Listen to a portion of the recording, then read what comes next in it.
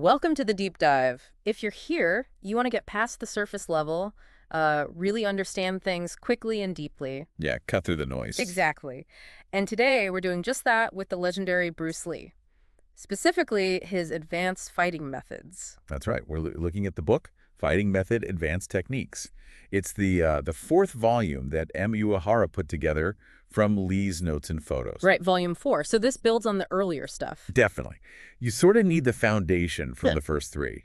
And it's worth noting, most of the photos in this one, they're from around 1966. Gives you a snapshot of his thinking then. Okay, 1966. So this isn't like week 1 self-defense. This is deeper. Oh, yeah. Much deeper. It's about strategy, the mental game, how to use your brain, how to maneuver, attack, counterattack. It's advanced for a reason. Gotcha.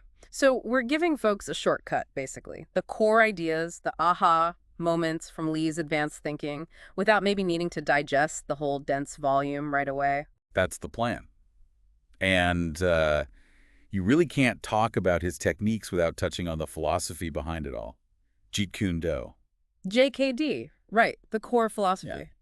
And it came about because Lee felt that, well, traditional martial arts had become too rigid, too boxed in. He saw fighting as more fluid. Exactly. Constantly changing, like day turning into night. He believed it needed constant transformation. It's funny, the book mentions he actually wished he hadn't even named it Jeet Kune Do. Yeah, that's such a key point. Because the name itself implied, another system, another set of rules. Which was the very thing he was trying to escape. The book says something like, any form or style does restrict, and his belief is now in conflict. Precisely. It puts his own creation in conflict with its core idea. The goal wasn't a new style, it was, well, formlessness, being adaptable. Okay, formlessness, adaptability. Let's keep that in mind as we get into the offense stuff. The book says that in JKD, offensive moves are, like, almost all indirect. What does that actually mean? Well, it means your attack often happens while you're also moving away from a potential counter. It's not just charging straight in. Ah, okay, so you're attacking and defending almost simultaneously. Kind of. You're creating an opening, but also managing your own risk as you do it.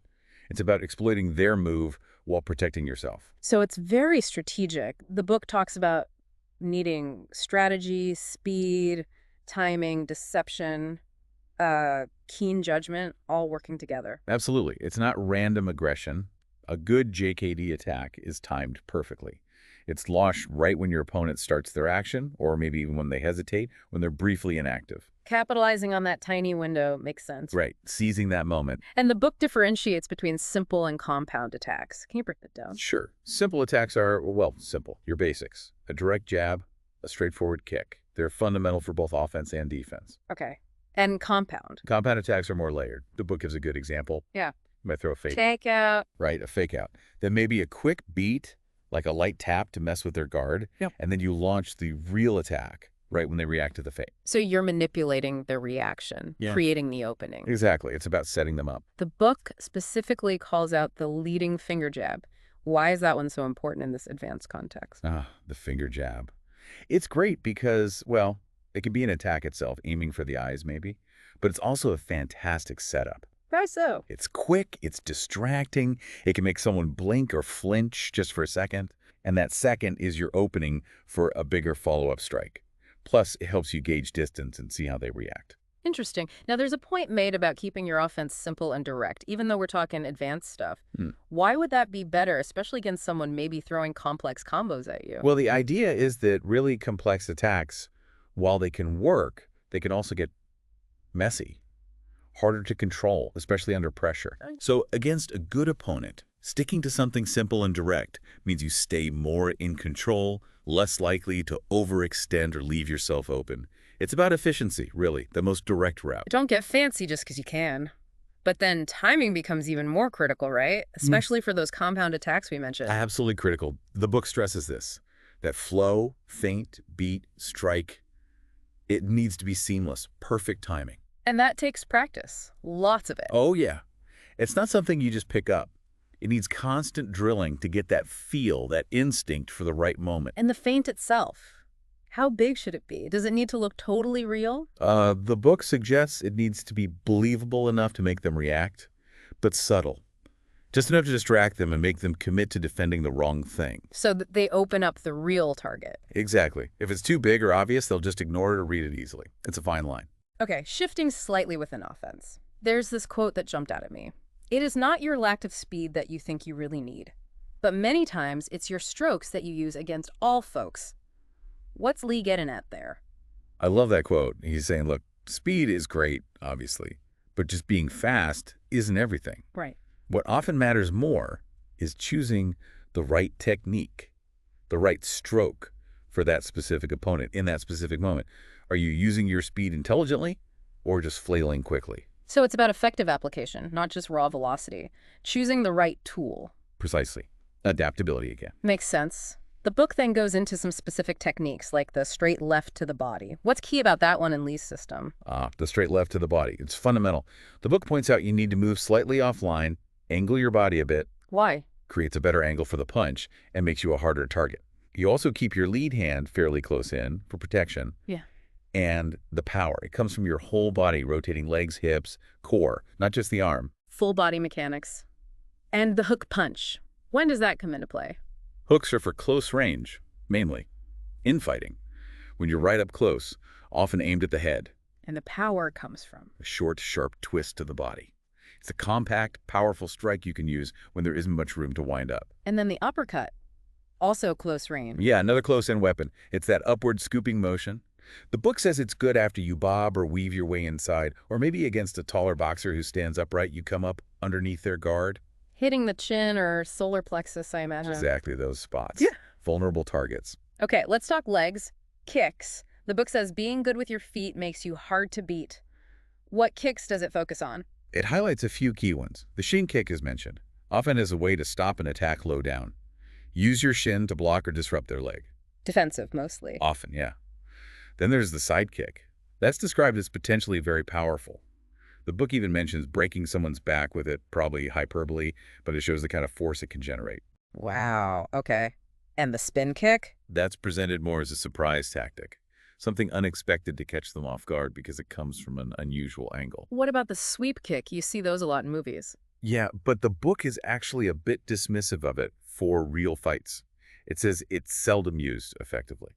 Why is that? It can leave you really vulnerable, off balance, risky move against someone who knows what they're doing. Interesting. Okay, so that covers a lot of offense. Let's flip to defense, specifically counterattacking. The book calls countering an advanced form of offense. That seems counterintuitive. It does at first, yeah. But it's core to Lee's thinking. Countering isn't just blocking. It's using their attack as the trigger for your own immediate attack. So you hit them as they're trying to hit you. Essentially, yes. Or immediately after their failed attempt, you turn their offensive moment into your opening. It's very proactive. And the book says this can make an opponent edgy. Think about it. If every time you throw a punch, you get hit back instantly, you're going to get hesitant, right? Yeah, I guess so. You start second-guessing your attacks. Exactly. It disrupts their confidence, their rhythm. They can't attack freely if they're constantly worried about the counter, especially if they're leading the attack, because their guard might be less effective in that moment. The book mentions specific counter techniques. The stop hit with punch and stop hit with kick. What are those? They are exactly what they sound like. You intercept their incoming attack with your own strike.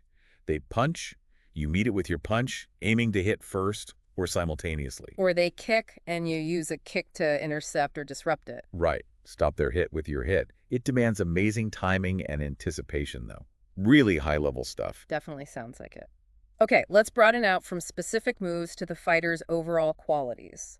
The book talks about attributes and tactics. Speed comes up first, but it says speed isn't just one thing. Right, it breaks it down. There's physical speed, obviously how fast your hands and feet move. Sure. But then there's perceptual speed, how quickly you see an opening or read their intention. And mental speed, how fast you decide what to do and initiate it. And decisiveness. Yeah, being able to change course quickly, alter your attack or defense on the fly. So it's this whole package. Body, eyes, brain, reaction. So it's not just being a fast switch athlete. Your brain needs to be fast too. What affects that reaction time? The book lists a few things. Concentration is huge. Your emotional state, being stressed or scared, slows you down. Fatigue, obviously. Makes sense. And even how complex the choice is. Fewer options usually means a faster reaction. And underlying all that is vision and awareness, right? Seeing the danger or the opportunity in the first place. Crucial. You need Yeah. sharp vision, yeah, but also this broader awareness, constantly scanning, reading their body language, anticipating. You can't react if you're oblivious. Then there's attitude. The book describes it as confident, relaxed, no tension. Why is being relaxed so important in a fight? Because tension is slow. Tension restricts movement. It clouds judgment. When you're relaxed but focused. Alert, but not stiff. Exactly. Your moves are smoother, faster, more efficient. You can think clearly under pressure, react instinctively, make better choices. The book also contrasts mechanical and intelligent fighters. What's the difference? A mechanical fighter is like they've learned moves by rote. Patterns. Predictable. Okay. An intelligent fighter observes, adapts. They're unpredictable. They see what the opponent is doing and adjust their strategy during the fight. It's like chess, not just knowing the moves, but understanding the game. Which leads us right into tactics, being a step ahead. How do you do that? Intelligence again. Anticipating. Varying your attacks, go high, then low, don't be predictable. Use those feints we talked about to create openings, or maybe draw them into making a mistake. Manipulating the situation. Right, controlling the flow, making them react to you. So the expert fighter isn't just throwing techniques, they're weaving them together intelligently, looking for those weaknesses. And confidence plays a big role. Huge. The book says a confident fighter plans their encounter with good sense. They're proactive, they have a strategy.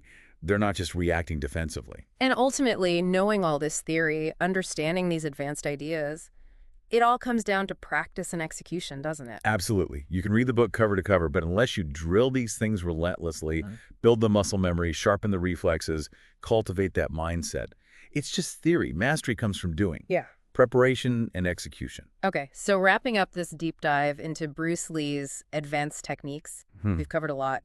The core idea of Jeet Kune Do's formlessness. Right, that The adaptability. layered approach to offense, often indirect. Using kicks strategically, Countering as a form of offense. and all those crucial mental and tactical aspects, speed, awareness, attitude, intelligence. Yeah, it's a really rich picture of advanced martial arts thinking. And what's cool is how these ideas, simplicity, adaptability, intelligent action, staying relaxed under pressure, they aren't just about fighting, are they? That's a great point. You could apply this stuff to learning almost anything or solving problems. Totally. It resonates way beyond martial arts. Which brings me to a final thought for everyone listening. Consider that core JKD principle. Formlessness, constant adaptation. How might that apply to navigating, say, the absolute flood of information we deal with every single day? Interesting question. Are there any mental forms, any rigid ways of thinking or learning that might be holding you back, limiting how you understand things or make progress, whether it's at work, learning a skill, or just trying to figure out what's going on in the world? What rigid approaches are limiting your flow? Exactly. Something to think about. Thanks for joining us on the deep dive. See you next time.